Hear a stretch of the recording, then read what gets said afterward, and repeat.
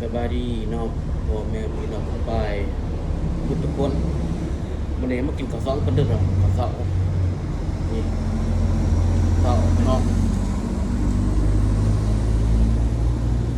ตับหมกแดงตับหมกแดงแล้วก็ปีกสินหมูพี่น้องผักมีหอมป่นนมบัวยังเบิดหอมผักกระเทาะมีได้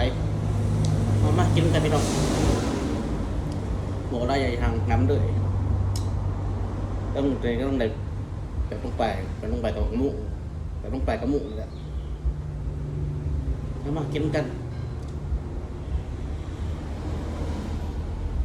นี่ตับแดงข้าวหอยข้าวกันขังเด้อครับ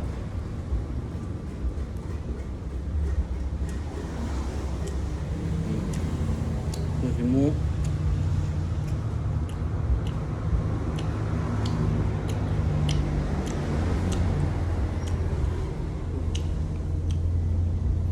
มา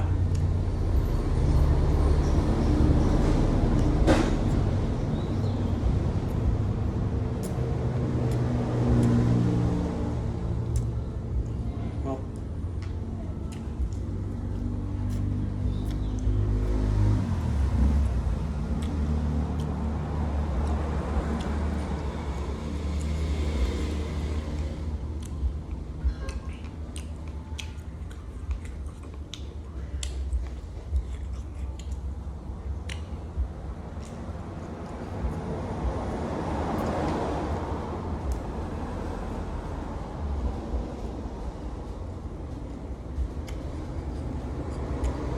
เอา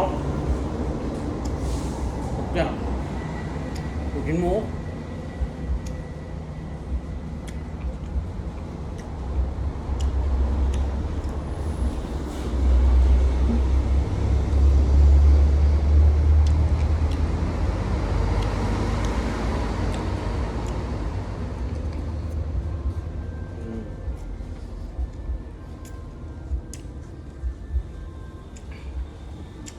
ผม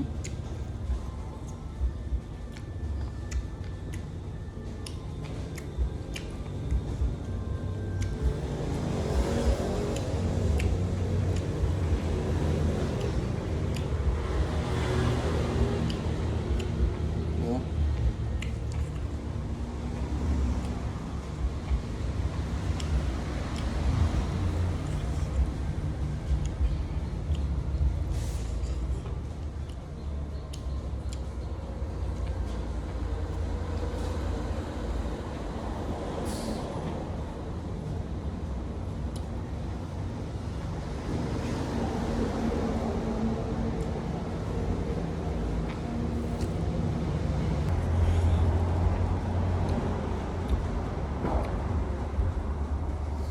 โคถูดโคไผ่เด้อ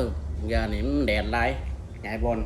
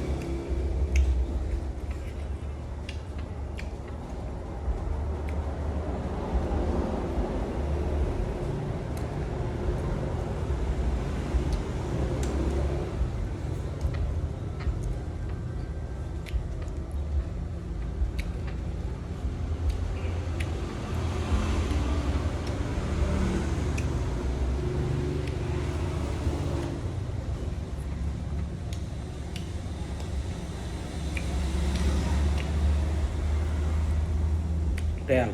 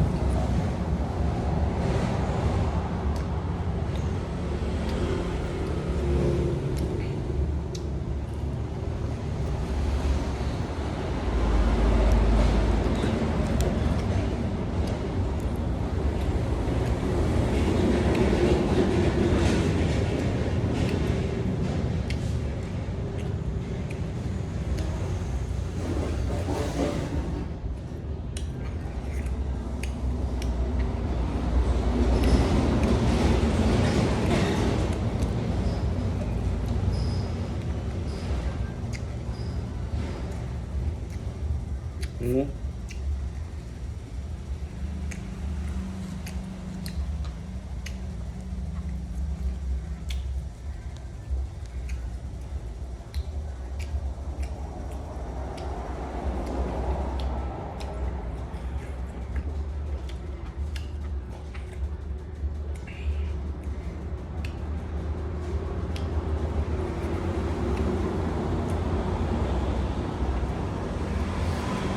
บรรยากาศนี่หนาวร้ายพี่น้องหนาว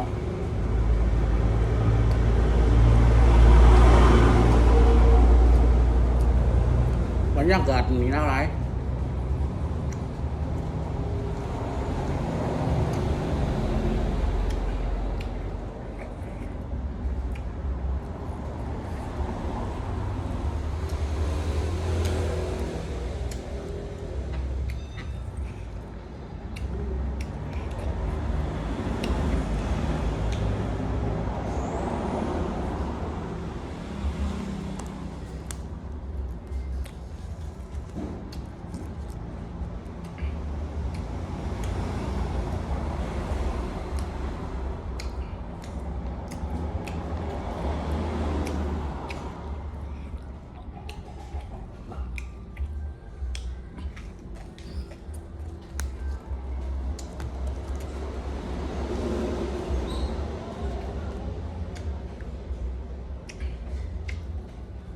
หมู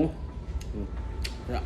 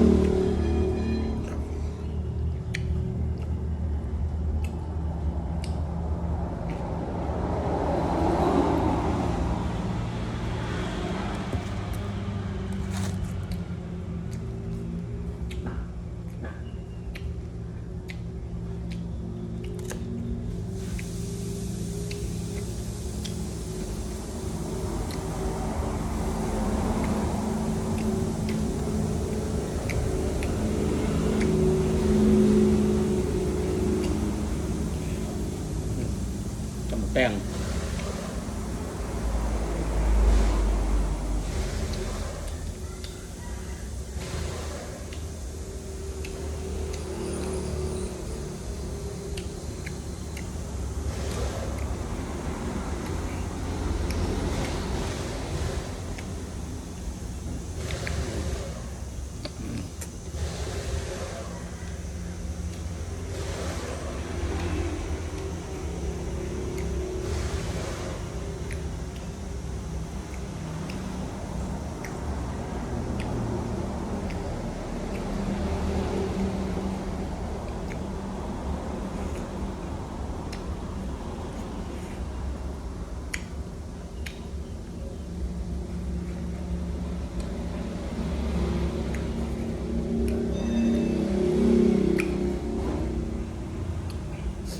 คลิปนี่ก็